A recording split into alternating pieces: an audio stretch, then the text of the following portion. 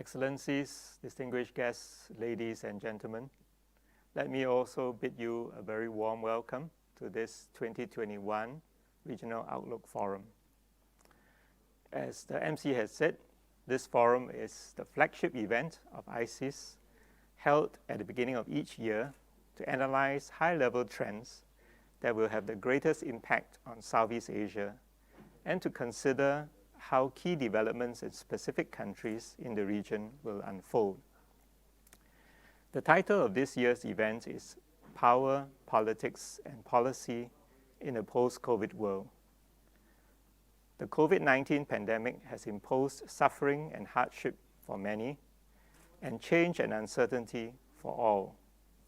I believe that in the long sweep of history, people will look back at the pandemic as a critical event that demarcates before and after periods that are distinct from each other.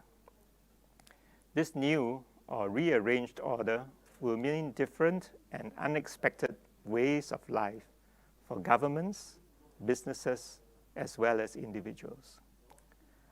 The way this event is being held is illustrative of this. Every year for the past 24 years, this forum has been a full-day event held at a large conference venue. But this year, we have moved it entirely online and split it into 2 half-day sessions to suit the new routines and habits of our audience resulting from the pandemic. Over the last 3 decades, many observers have predicted that nation-states will lose influence and relevance in an ever-globalizing world. Yet the pandemic saw physical borders re-emerge between and even within countries, while citizens the world over are also seeing their national governments as the primary actors to ensure their safety, security, and well-being. Indeed, during this time, controls over daily physical activity have had to be asserted in new and very far-reaching ways. Thus, the need for hard and kinetic power has again been brought to the fore unexpectedly.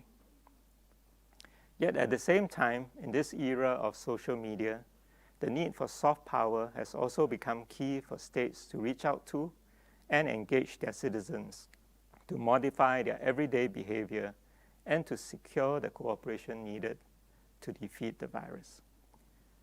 COVID-19 has also had a knock-on effect on politics as new groups have sprung up to uphold and to defend their own interests.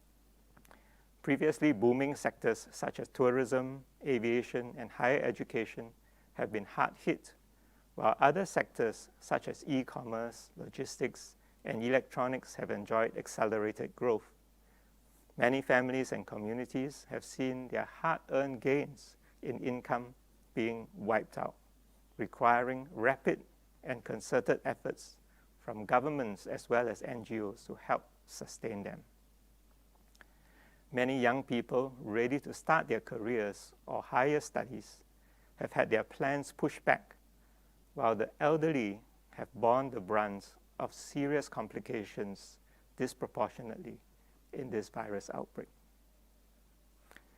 Policymaking has been severely tested as decision makers have had to act rapidly to establish action plans to deal with the evolving health and economic consequences that the crisis has thrown up, while still keeping an eye on the longer-term priorities that they need to keep focus on. Administrations that have failed in this have seen their legitimacy and competence being questioned. Job creation, inclusive growth, and reskilling have taken on new urgency. The significance of such measures is further heightened by the World Bank's warning that allowing robust human capital reforms to stall while the pandemic lasts could diminish Southeast Asia's growth over the next decade by a whole 1 percentage point per year. Although the advent of effective vaccines can stem the ongoing health crisis, the region's disparate fiscal, demographic, social, and logistical challenges suggest that many of the COVID-induced changes will have long-term repercussions, and not everything will revert to the old status quo. What we seek to do in today's ROF is to analyze what some of the immediate implications of these changes are in the short term, as well as to examine the impact of other key strategic and economic trends, including the recently concluded 2020 US presidential election. Let me now take a moment to lay out the program for this year's ROF for you. We begin our event with a macro-level perspective with Professor Wang Gangwu's keynote speech, which will lay out and examine the foremost geopolitical challenges facing the region. This will then be complemented by the focus of our first panel, which will analyze US-China relations at the key turning points that we are in and tease out what this means for Southeast Asia.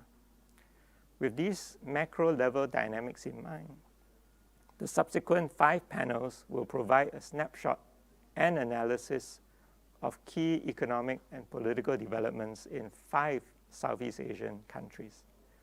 Today, we will have a granular perspective of events unfolding in Vietnam and Thailand.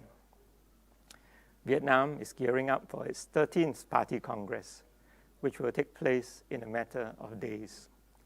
This event will elect the country's leaders and chart its socio-economic direction for the next 10 years.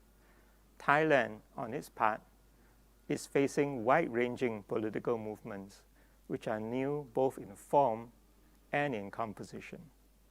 What happens next could either bring it forwards or backwards, as staying still is not a sustainable outcome.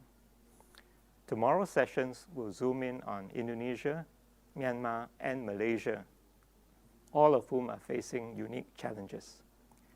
Indonesia is witnessing a rising COVID-19 caseload, as well as an economic downturn which threatens to stymie President Joko Widodo's sweeping regulatory reform agenda. Myanmar's newly elected administration also needs to confront the social and economic impact of the pandemic, in addition to attending to the higher expectations of its population. Malaysia's ruling administration, on the other hand, is constrained by a narrow parliamentary majority and deep issues within the ruling coalition. It too seems on the cusp of change, though to where this will lead remains uncertain. I'm confident that the panels that we have lined up today and tomorrow will provide much food for thought on Southeast Asia's future. The upside of our online format is that it has allowed us to bring together a wide range of speakers based in many different locations who are all experts, thought leaders, and even players in their own fields. I would like to thank them all in advance for contributing to what I believe will be an exciting and enlightening ROF. I would also like to encourage our audience to actively participate during the Q&A session that will follow after every panel.